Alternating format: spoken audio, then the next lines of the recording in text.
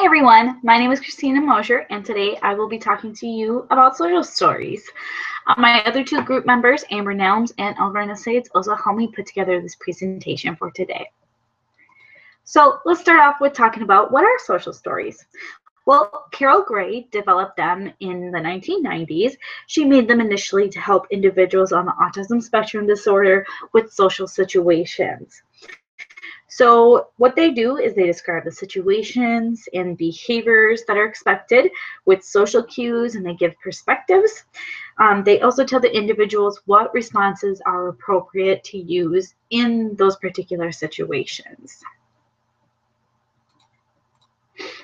So there are several different types of sentences used in social stories. First, we'll talk about descriptive sentences, which are used more often. They explain the questions like who will be there, why, where, and how the situation will occur. So a good example of this one would be, at school, most people go to the cafeteria for lunch. Then we'll have perspective sentences.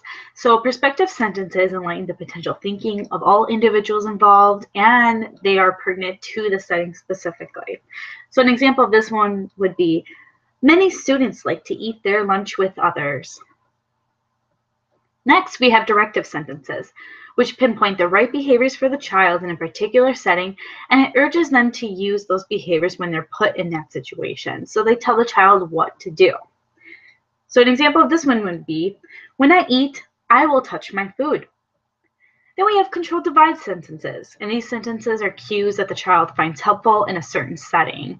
So they tell the child to look for certain things when they're in that situation.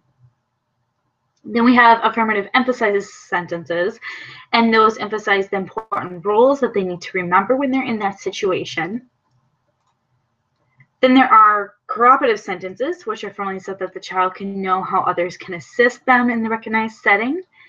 And then sometimes there are also partial fill-in-the-blank sentences, which encourage anonymous discerning when facing a certain situation.